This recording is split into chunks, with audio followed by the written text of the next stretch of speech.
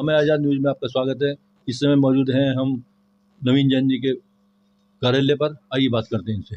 नवीन जैन जी, आप सबसे पहले आपको नमस्कार। नमस्कार। नवीन जैन जी, आपने अपनी वाइफ का फॉर्म भरवाया था, आपको टिकट नहीं मिला, फिर आपने क्या सोचा? मैंने पहले जो है आपको नववर्ष की शुभकामनाओं के साथ जो है मैं अपने वक्तव्य को शुरू करते हुए आपको बताना चाहूँगा कि मुझे दुख है कि रुड़की का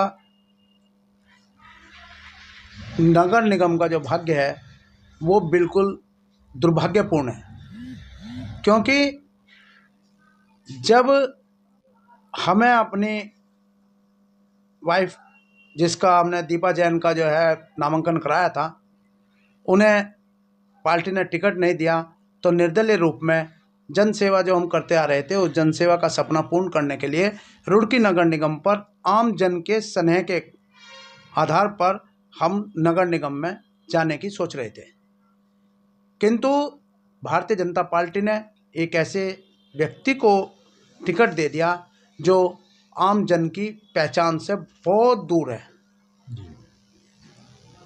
चलो, भाजपा संगठन का निर्णय है, कोई बात नहीं, किंतु ऐसे 38-40 व्यक्तियों में से अगर कोई भी समाज, राष्ट्र और जनता की पकड़ का आदमी होता, जो कार्यकर्ता हमारी भारतीय जनता पार्टी के हैं, कर्मठ कार्यकर्ता हैं, किसी को भी जो है, चाहे वो सावित्री मंगला है, रीमा बंसल है, या किसी भी ऐसे आदेश सैनी जी की पत्नी को जो समाज से जुड़े हुए थे, ऐसे व्यक्ति को, या सौरभ सिंघल के जो रामलीला में पॉपुलर भी है, ऐसे व्यक्ति को टिकट दे देते, कोई दिक्कत नहीं थी। हम मेहनत करके उस सीट को निकालने का प्रयास करते। किंतु ऐसे किसी गलत निर्णय के चलते हुए और मोल भाव करके यहाँ के पदाधिकारियों और यहाँ के स्थानीय विधायक आदि के चलते हुए जो है शीर्ष संगठन ने जो यह निर्णय लिया है, बिल्कुल गलत निर्णय लिया है।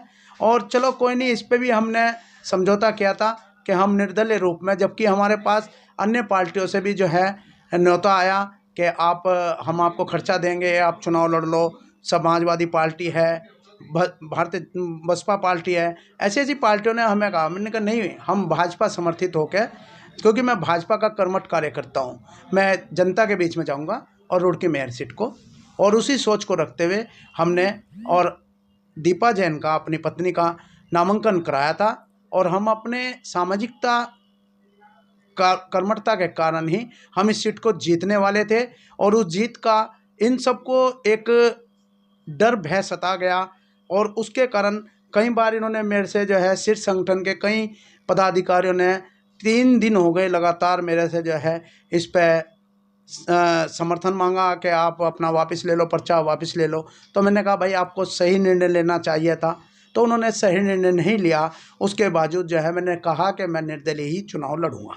जब कल दुखद बहुत बड़ी विडंबना है कि जब मैं अपने पर्चे को जांच कराने के लिए कल रिटर्निंग ऑफिसर के पास गया, तो रिटर्निंग ऑफिसर ने, यानी जब स्क्रूटनी का समय दिया जाता है तो स्क्रूटनी के समय पे उन्होंने मेरी एक ना सुनी।